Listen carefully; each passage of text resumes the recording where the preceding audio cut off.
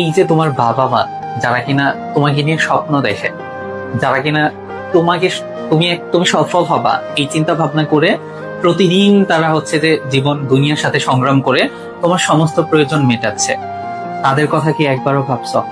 তাদের চোখের পানি কি তুমি কোনোদিন দেখছো? তোমার মা তুমি ব্যর্থ হলে আড়ালে যে তোমার মায়ের চোখের পানি পড়ে, তোমার জন্য যে তোমার বাবা চোখের পানি পড়ে, এই জিনিসটা কি কখনো দেখছো? এই জিনিসটা কি কখনো তুমি উপলব্ধি করছো? এই জিনিসটা যদি তুমি উপলব্ধি করো তাহলে আজকেই তুমি পড়ার টেবিলে বসবা। কেননা তুমি ব্যর্থ হলে শুধু তুমি ব্যর্থ হবা না, তুমি ব্যর্থ হলে তোমার বাবা মা ব্যর্থ হবে।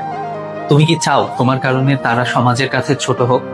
তুমি কি চাও তোমার জন্য তাদের এত দিনের স্বপ্নটা ভঙ্গ হয়ে যাক?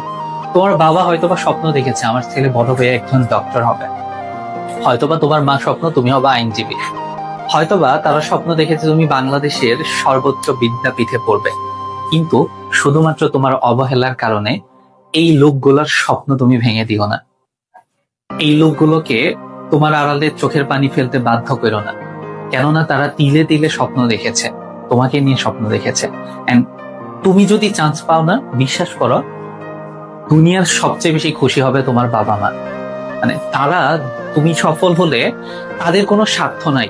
মানে তুমি সফল হলে দুনিয়ার সবার কোনো না কোনো স্বার্থ থাকতে পারে, কিন্তু তোমার বাবা মা নিঃস্বার্থ ভাবে চায় যে তুমি সফল হও। যেই দিন তোমার বিশ্ববিদ্যালয় ভর্তি পরীক্ষার রেজাল্ট দিবে, ওই দিন তুমি সার্থক হওয়ার পরে তোমার বাবা মার যে খুশি, এটা তুমি আসলে দেখলে পরে বুঝবা যে তারা কতটা খুশি হয়। আমার একটা করে ভার্সিটি রেজাল্ট দিত আর আমি চান্স পাইতাম, আর আমি আসলে দেখতাম ছোট বাচ্চাদের মতো খুশি হচ্ছে আমার বাবা মা। এই জিনিসটার জন্য হইলেও তুমি পড়াশোনা করো। ওই দিনটা হবে তোমার লাইফের বেস্ট একটা দিন, যেদিন তুমি সাফল্য নামক জিনিসটা তোমার বাবা মার হাতে তুলে দিতে পারবা। তাই আর ফাঁকিবাজি না করে পড়ার টেবিলে বসে যাও।